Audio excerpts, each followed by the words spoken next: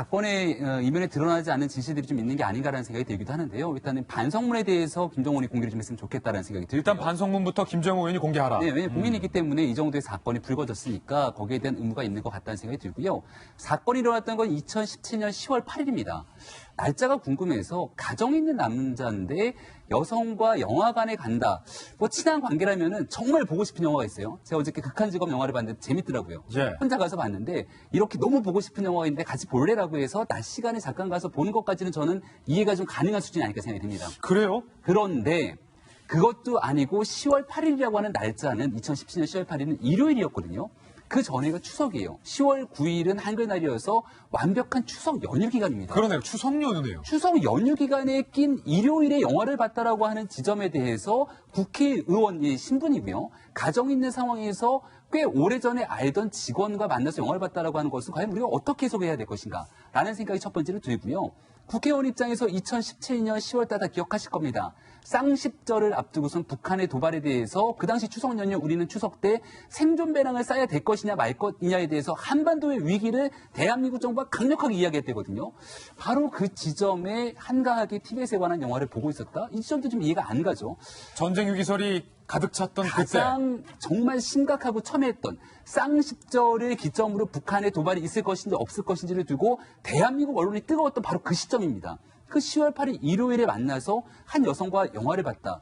지금 아마 그 누구보다 김정은 의원이 곤혹스러운 것은 집에 가서 안 해볼 면목이 있을까라는 생각이 저는 문득 드는데요. 제 안에였다면 아마 용서가 쉽게 되지 않았을 것 같다는 생각이 듭니다. 근데 여기에 대해서 영화도 예를 들어 그래요. 극한직업 같은 영화 보게 되면은 손을 잡고 뭐 할 이런 여유가 아예 없는 영화잖아요. 그냥 영화에 몰입하게 되는데 그 영화를 보니까 총 관객이 한 3만 명 정도 들었더라고요. 그래서 이게 우리가 말이라고 하는 것은 말이 갖고 있는 티벳 영화. 함축적인 의미가 있는 건데 예를 들어서 영화 봄날은 간다에서 이영애 씨가 라면 먹고 갈래? 라고 하는 얘기에는 라면을 먹고 가야에 대한 얘기가 아니라 다른 의미가 함축되어 있지 않습니까? 우리가 흔히 영화 보러 갈래라고 얘기했을 때는 진짜 저 영화 보고 싶어서 갈래가 아니라 데이트할래 정도의 의미가 함께 담겨져 있는 건데 주말에 만나서 문 여성과 영화를 봤던 이 사실에 대해서 현직 국회의원 신분이 김정은 의원은 과연 어떻게 해명할 것인가 이 부분에서부터 좀 저는 다시 출발했으면 좋겠다는 생각이 듭니다. 권오수 의원께서 보시기엔. 공자가 그런 말을 했습니다. 공자님 소환. 네. 과오를 범하고도 그걸 고치지 않으면 그게 진짜 과오고요. 사실 군자도 과오를 범하는데 그 과오를 고칠 뿐이다라고 얘기를 합니다.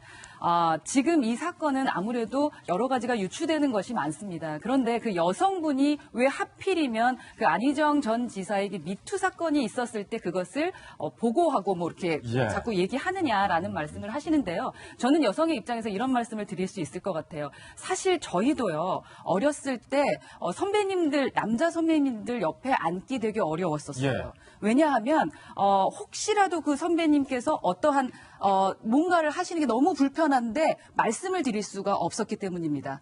이번에 안희정 전 지사가 저희 국민에게 한 아주 좋은 일은요. 미투라는 것이 무엇인지 확실하게 우리에게 알려준 겁니다. 선배가 내 손을 잡고 내 허벅지에 손을 얹으면 이건 정말 잘못된 거구나라는 거 사실은 예전에는 말할 수 없었고 내가 잘못된 건가라는 생각을 할 때도 있었어요. 그런데 이제 우리는 허벅지, 지금 좀 전에 변호사님 말씀해 주셔서 더 많이 알게 됐는데 허벅지에 손을 얹는다는 것은 그만큼 치욕적인 거였구나라는 것을 저도 지금 알게 됩니다.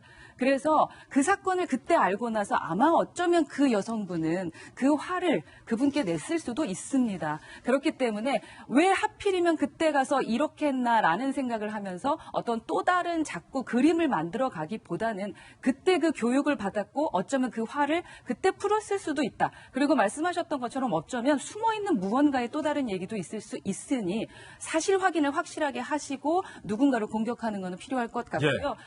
교육은 지속적으로 필요하구나. 그리고 잘못한 건 잘못했다고 하는 것이 진짜 정치인의 도리인 것 같습니다. 좀 마무리를 드리면 아직 뭐 김정우 의원과 해당 여성이 첨예하게 진실 공방을 벌이고 있는 상황이기 때문에 누구 말이 맞고 누구 말이 틀리다라고 한쪽으로 단정할 수가 없는 상황이라는 것.